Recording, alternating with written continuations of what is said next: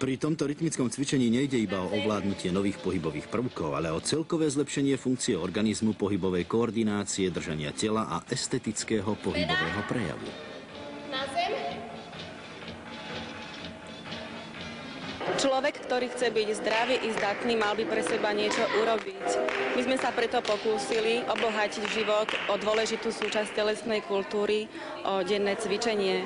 No a keby som ho mala v stručnosti charakterizovať, jeho obsah i účinok, tak asi poviem, je fyzicky náročný, pritom odburáva únavu i zlepšuje náladu.